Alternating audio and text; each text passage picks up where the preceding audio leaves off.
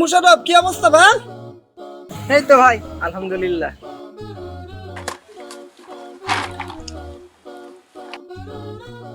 খেতে তো ভালোই বাদাম।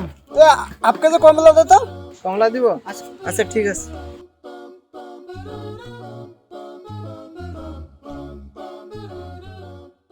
ভাই, এটা আপনি কি করতেছেন? কেন, কি হয়েছে? আপনি হাফ কেজি কমলার কথা বলে আপনি আমার 250 গ্রাম বাদাম খেয়ে ফেলছেন। তা বাদাম খাচ্ছি তাতে কি হয়েছে? আমি তো হাফ কেজি তো কমলা নিচ্ছি।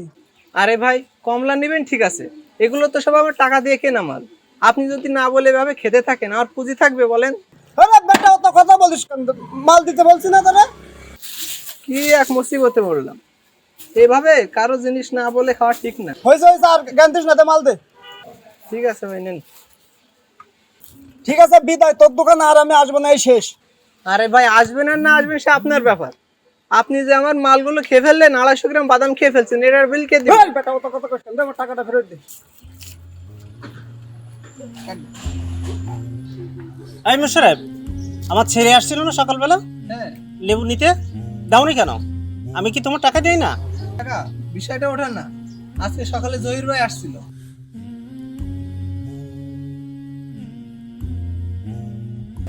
খেতে তো ভালোই বাদাম। আপকে যে কমলা দে তো। ভাই, এটা আপনি কি করতেছেন? কেন, কি হয়েছে? আপনি হাফ কেজি কমলার কথা বলে আপনি আমার 250 গ্রাম বাদাম খেয়ে ফেলছেন। তা বাদাম খাচ্ছি তাতে কি হয়েছে? আমি তো হাফ কেজি তো কমলা নিচ্ছি। আরে ভাই, কমলা নেবেন ঠিক আছে, এগুলো তো সব আমার টাকা দিয়ে কেনা মাল।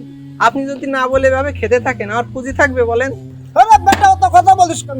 মাল দিতে বলছি না তোরা? আচ্ছা ঠিক আছে, জহিরের সাথে আমার দেখা হলে আমি জহিরকে বলবো। ঠিক আছে কাকা, এখন আর কিছু লাগবে না।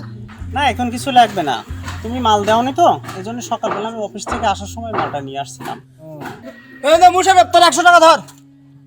জহির, এটা আমি কি শুনছি? কেন কাকা, কি শুনতেছিস? তুমি নাকি মোশাররফের সাথে খারাপ আচরণ করছো? না কাকা, এসব তো কিছু না। কিটা মুশারফ, তুই আবার কাকার কাছে নালিশ করছস? শোনো জহির, আমি এগুলো শুনছি, আসলে এগুলো ঠিক না। হাফ কেজি লেবু কিনে 250 গ্রাম বাদাম খেয়ে ফেল দিচ্ছ, আসলে এর টাকাটা কি তুমি দিচ্ছ? অবশ্যই তোমার এর হিসাব দেওয়া লাগবে আল্লাহর দরবারে।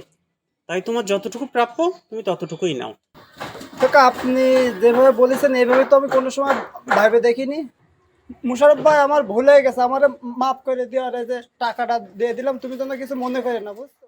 আমরা সচরাচর দোকান থেকে পণ্য কেনার সময় না বলেই অনেক কিছু খেয়ে ফেলি, কিন্তু একবার ভাবি না সেটা দোকানদারের টাকা দিয়ে কেনা পণ্য।